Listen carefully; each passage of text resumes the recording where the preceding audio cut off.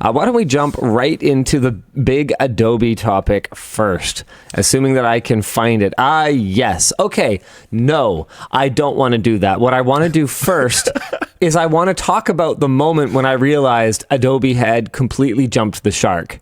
So when we were in the early, but not quite like ridiculous growth phase where we added like 50 people in 18 months or 24 months or whatever it was. But when we were growing at a pretty steady clip and adding creatives to our cloud, I actually don't think of our team as a cloud of employees. That's actually super weird. They're not sperm. I thought you were going somewhere else with that. Anymore. I haven't slept much, okay? Oh, man.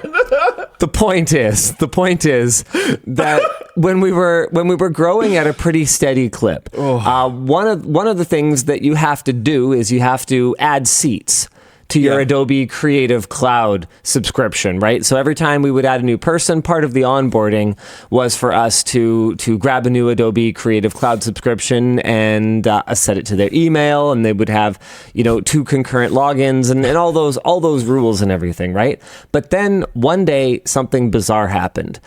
Someone left or was fired or something. I can't remember, but for the first time in forever, our headcount in the editing department or in one of the creative departments went down by 1.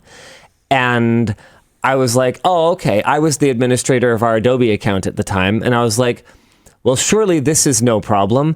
I will simply go in and you can't remove a seat. When you just like, when you're an organization that has, I mean, at that point, we probably had somewhere between half a dozen and a dozen seats or something like that.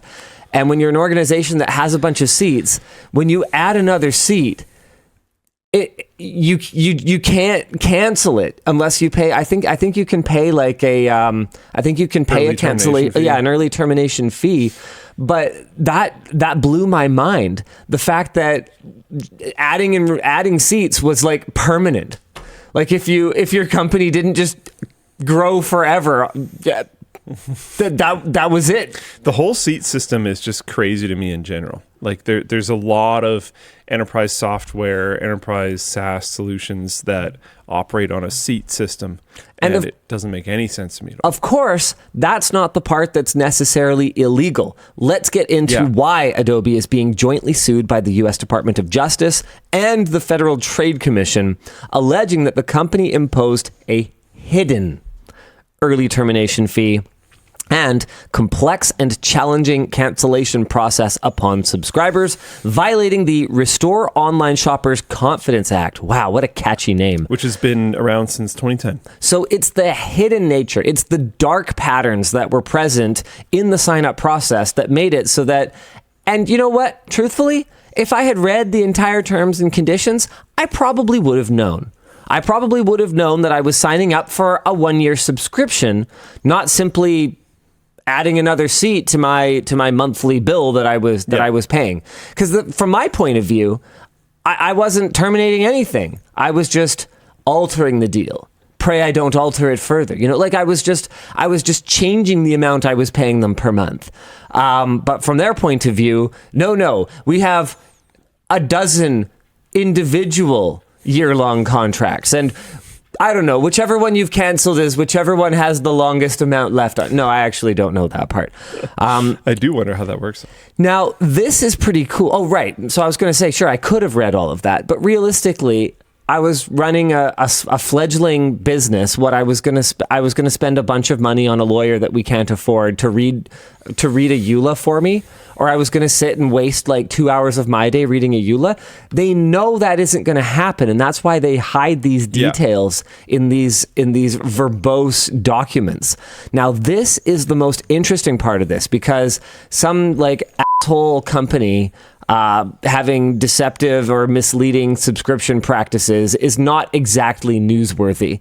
But what is really fascinating about this to me is that the lawsuit is targeting specific Adobe executives. Maninder Sawhney, president of digital media business, and David Wadwani, the VP of digital go-to-market and sales. I don't follow this as closely as, some legal scholars probably do. So for you in the comments, thank you for your scholarship in the field of legality. And I appreciate that you've noticed this before, but I haven't noticed this before.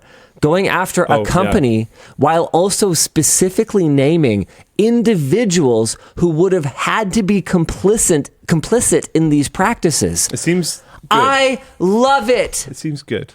I love it. I think it's good. Why do you get to just be like, well, no, a corporation is a person, and I was just the shoulder skin cell.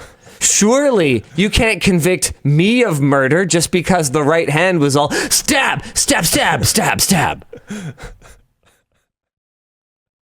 There should be some accountability for the individuals in these organizations that are making these decisions. Enthusiastically, yes. I am happy. Anyway, the U.S. DoJ and FTC alleged that Adobe pushed Creative Cloud subscribers into annual plans without disclosing that canceling the first year could cost hundreds of dollars.